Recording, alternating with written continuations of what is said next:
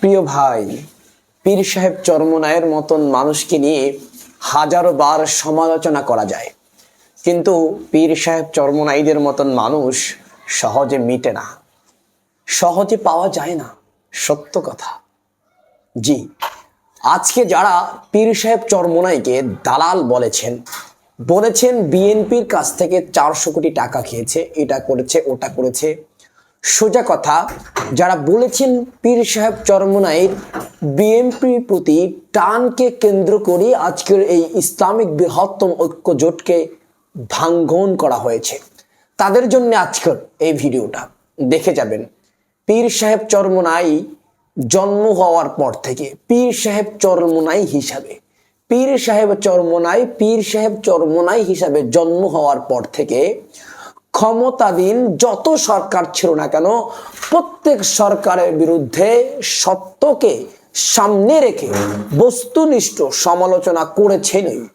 প্রত্যেক সরকারের ইসলাম বিরোধী, রাষ্ট্র বিরোধী, জনগণের রায়ের বিরুদ্ধে, প্রত্যেক মতের বিরুদ্ধে, প্রত্যেক আইনের বিরুদ্ধে সবার আগে কথা বলেছেন সে হচ্ছেন পীর সাহেব চরমোনাই। আওয়ামী লীগের বিরুদ্ধে দীর্ঘ 17 বছর পর্যন্ত পীর সাহেব চরমোনাইরা আন্দোলন সংগ্রাম করেছেন, তারপরেও দিন শেষে নাম হয়েছে তারা আওয়ামী লীগের দালাল। ঠিক একইভাবে আজকে পীর সাহেব চরমোনাই যদি জামাত ইসলামীর সাথে ঐক্যজোট করতেন, তাহলে আজকে ভুলগুলো কে ধরিয়ে দিত, আজকে সত্য কথাগুলো কে উচ্চ স্বরে বলতো, লোক পাওয়া যেত না।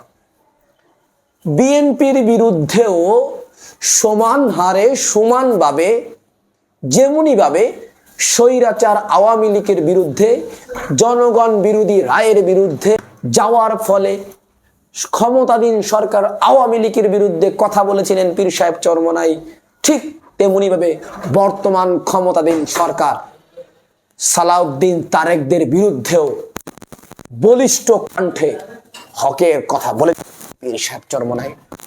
না, হকের পক্ষে, হকের ব্যাপারে বিন্দুমাত্র কাউকে ছাড় দেওয়া হবে না। আমার রসুল দেয়নি হকের ব্যাপারে কাউকে ছাড়, খোলাফায়ে রাশিদিন দেয়নি, আমি কেন দিব? আমি তো ওয়ারাসাতুল আম্বিয়া। জি, আসলে পীর সাহেব চরমোনাইদের রাজনৈতিক দর্শনে অনেক ত্রুটি রয়েছে, এ কথা পিছনে বলেছি, এখনো বলবো, আগামীতেও বলবো। এ কথা থেকে আমাকে কেউ পিছনে নিতে পারবে না, এ কথা থেকে কেউ আমাকে সরিয়ে দিতে পারবে না, যতক্ষণ না পর্যন্ত তারা তাদের রাজনৈতিক সকল বিষয়কে তারতম্য না দেয়, সকল বিষয়কে অগ্রাধিকার না দেয়, সকল বিষয়কে তারক্কি না করে। কিন্তু একথা বলতেই হবে, পীর সাহেব চরমোনাইয়ের বিরুদ্ধে দিন শেষে সমালোচনা রোধ করতে হবে। বিএনপির দালাল যারা বলেছেন, বিএনপির পক্ষ থেকে টাকা খেয়েছে কথা যারা বলেছেন, আমি মনে করি এই বক্তব্য শোনার পর থেকে তাদের তওবা করা উচিত। চলুন আমরা বক্তব্যটি সরাসরি পীর সাহেব চরমোনাইয়ের মুখ থেকে শুনে আসি। সালাউদ্দিন যখন পাশে ছিল তাকে ইঙ্গিত করে কইরা পরে পরে শব্দ বুঝি না, এখন সব করতে হবে, পরে শব্দ নাই। ও ধোঁকাবাজি আমরা দেখেছি, আর দেখতে চাই না। বাংলার জমিনের মধ্যে চাঁদাবাজদেরকে, খুনিদেরকে, দুষ্পালদেরকে কবর রচনা করতে হবে বাংলার জমিনের মধ্যে। ইসলামের পক্ষে জমির উপর আজকে যদি ইসলামের পক্ষে আমরা আওয়াজ তুলতে পারি, এই বাংলাদেশের মধ্যে যারা বিদেশে বসে আমাদেরকে গোলাম বানাবে, ইসলামের বিরুদ্ধে ষড়যন্ত্র করবে, ওদেরকে উৎখাত করে বঙ্গোপসাগরে নিক্ষেপ করতে পারবো, সবাই এসে গেছে ইনশাআল্লাহ।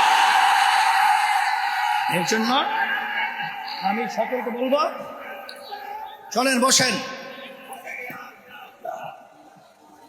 আপনারা তো গোপনীয় খবর কিছু জানেন না। এই বাংলাদেশে টাকা কিছু লোকের কাছে কুক্ষিগত, এই বাংলাদেশের টাকা কিছু লোকদের কাছে কুক্ষিগত অবস্থায় আছে। আর আজকে আমাদের সংসার পরিচালনা করতে আমাদের ঘাম ছুটে যায়, মাথার ঘাম পায়ে পড়ে। আজকে কয় মাদ্রাসা সাথে কিরাম ঠিক মতো তারা চলতে পারছে না, আমি সেদিনকার বলছিলাম সালাউদ্দিন যখন পাশে ছিল তাকে ইঙ্গিত করিয়া করিয়া পরে পরে শব্দ বুঝি না, এখন সব করতে হবে, পরে শব্দ নাই। ও ধোঁকাবাজি আমরা দেখেছি, আর দেখতে চাই না। এটা পরিষ্কার বলেছি। এই জন্য আমি পরিষ্কার বলছি, আল্লাহর রহমতে আল্লাহ যেন সর্বত্র ষড়যন্ত্র রক্ষা করেন এবং বিশেষ করে ইসলামের পক্ষে শক্তিদের উত্থান হয় এবং জালেমরা যেন নিপাত যায়, খুনিরা যেন নিপাত যায়, চাঁদাবাজরা যেন নিপাত যায়। বাংলার জমিনের মধ্যে চাঁদাবাজদেরকে, খুনিদেরকে, দুষ্পালদেরকে কবর রচনা করতে হবে বাংলার জমিনের মধ্যে। এই আশাবাদ ব্যক্ত করে সকলকে আহ্বান জানিয়ে আপনারা সবাই ভালো থাকেন। আমরা পারবেনি তোমার লিডার, তোমার নেতা, তোমার আমির এমন কথা বলতে পারবে? কারণ সে তো বাধা, সে তো ঘাটে বাধা আছে, সে তো এই কথা বলতে পারবে না।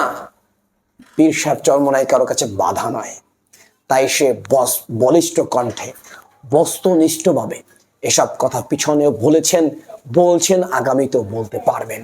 জি, এই জন্যই পীর সাহেব চরমোনাই কারণ লেজুর ভিত্তিক রাজনৈতিক সংগঠনের, লেজুর ভিত্তিক রাজনৈতিক দলের লেজুর হতে জানেনি। জি, সে তার জায়গায় নিজে বড় আছেন, সে তার জায়গায় নিজে ভালো আছেন।